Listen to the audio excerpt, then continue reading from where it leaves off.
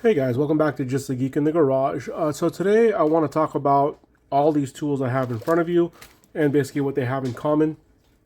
So, I'm sure this is not new information to a lot of you out there, but it was kind of newish information to me maybe a few months ago or so when I started buying this Duratech brand on Amazon. I saw it had, really, really good reviews, and for certain things that I knew I wasn't going to use a ton, but just definitely wanted to have like these super stubby wrenches from Duratech. They're very long, double box end, flex head ones, similar to the mountain ones that we all see. I'm not going to use these ones very, very often, but I wanted to have a set just in case. And, in all of my research, I kept coming across the Duratech name, and it seemed to be, a pretty good deal. They had very, very good reviews.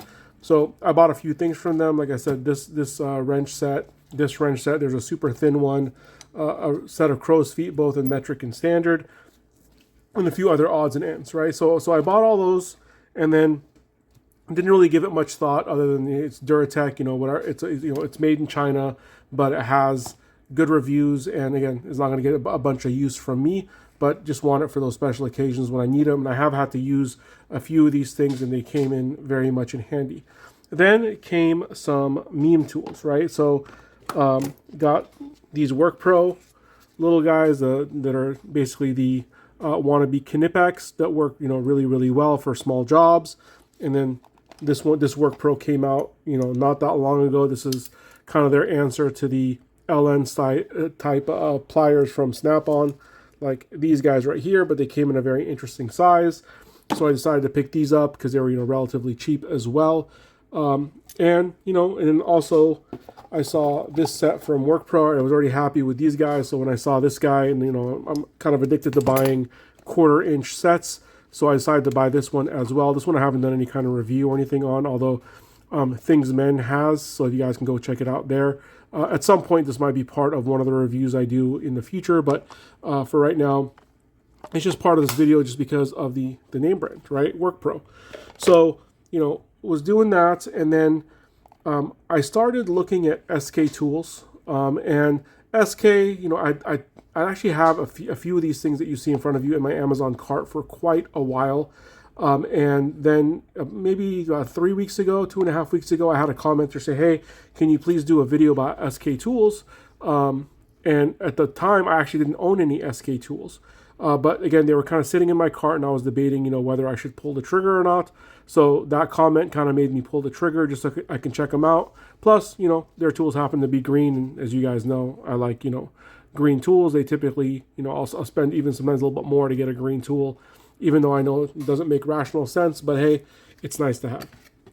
So anyway, I'm doing this, and then all of a sudden, when I'm doing my research for SK tools, I noticed something very, very interesting, which is I would come across an SK tool, right? And then right after it in the listings would be a Workpro tool that looked exactly the same, right? Outside of the color, it looked exactly the same. And I was like, huh, that's kind of interesting. So I decided to dig a little bit deeper, and I found out that all the brands that you see in front of you right here, SK Tools, Duratech, Workpro, Arrow, and while this one I'm not sure is under their umbrella, it's at least contracted out to them, is all made or all owned by a company called, I think that's Hangzhou Great Industrial Co Ltd in China. So I thought that was very, very interesting because a lot of the tools that I just kind of happened to be buying without really paying attention to the branding necessarily are all owned by the same tools. Similar to when you buy a Craftsman or Mac or Stanley, it's all owned by Stanley Black & Decker, right? DeWalt, things like that. So I know that a lot of the tool companies are concentrated amongst a few parent companies that own a lot of other tools underneath them. But again, I thought it was pretty interesting that all these tools that I just happen to kind of buy and look into independently of each other happen to be owned by the same company. Now this one, I haven't even had a chance to look at. This came literally a few minutes ago from Amazon, and I didn't even realize it. I mean, I saw this on Doc's channel, I think yesterday or the day before. That's what made me order it. I like these type of multi-tools. And I know that he had mentioned that, it was a different company that made it.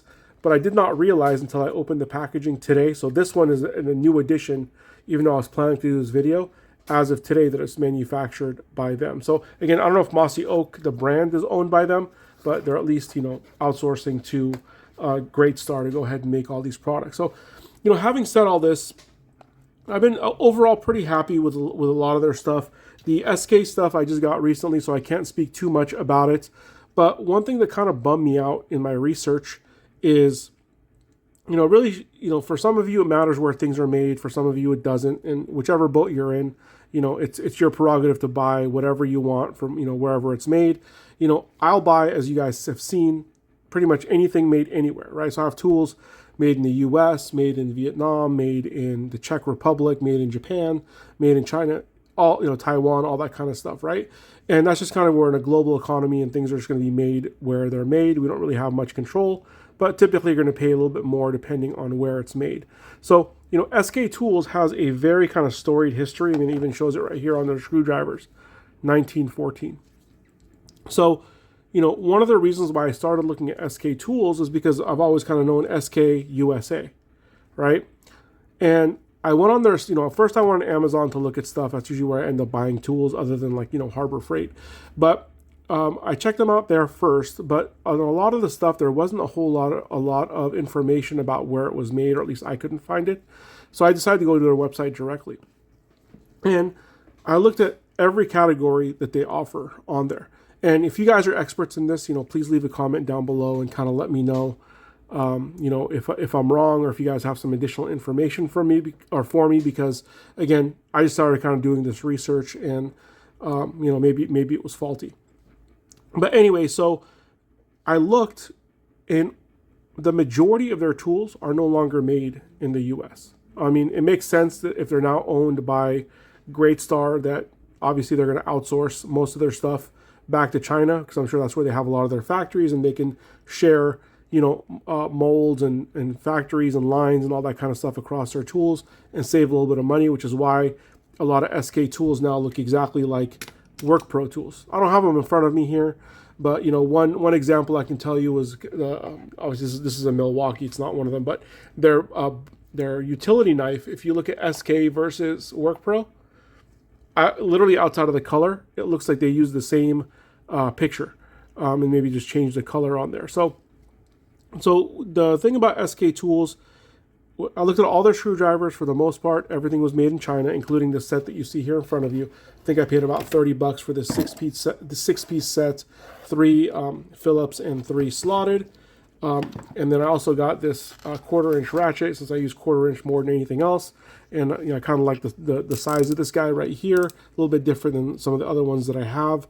And again, it's green, so it kind of got my eye. But it's only $17, so we're not talking tools that are going to break the bank. But unfortunately, this one was also made in China, or not unfortunately, but that's just the case. Now, the only thing that I really saw was made in the USA when it comes to SK Tools, at least consistently, is their sockets and some of their higher end ratchets. Those are still made in the USA, but the price that they're asking for, I thought, was a bit too much for what they are. You know, maybe I'm ignorant to SK and their history and stuff like that, but when I'm looking at, you know, an SK tool and it costs significantly more than its competitors, you know, it's going to make me want to kind of skip that tool. Now, I'm going to try these things out for a while. You know, I can't speak to the longevity of them. You know, initial reaction to them is that they seem pretty solid. I like the way these things feel and things like that. And literally the only tool I found that was made in the US was this guy. And it was around, I think, $7 or $8 on Amazon. You know, I'll try to link as much as I can find on Amazon here for you guys to kind of check out if you're interested in it. But this video is kind of more, not necessarily reviewing any specific tool itself, but for any of you out there that just happen to kind of notice what I noticed, which is a lot of these tools are starting to look exactly the same regardless of which manufacturer, or I'm not sorry, not which manufacturer, but which brand you're buying from. And I think the easy answer is they're just being manufactured by the same company, which is different logos, you know, on there, and sadly sold at different price points, because in that example I used of the utility knife that they have in SK, I want to say the SK version is like $17, where the Workpro version is maybe like 10, or 11. And the only difference that I could see, and again, this is based off of just visually online, was the color was different and the logo was different. So I know that Mr. Subaru did a video a while back about like Mac tools and just Stanley Black & Decker in general, and how they're following the GM type pattern before they went into bankruptcy of basically having the same product under a bunch of different names and charging a bunch of different fees for them, or different prices, I should say. So, tell me, what do you guys think? Did you guys know that all of these companies were owned by one company in China? Or is this new news to you? Is this going to affect any of your buying decisions on whether you buy, more SK tools in the future or Workpro or what have you? I mean, I'll be honest, outside of the SK, which I haven't had a chance to use, everything else in front of you I've used and I actually like. I mean, I have no problem with it, and I think they all perform very well for the price point that they happen to be under.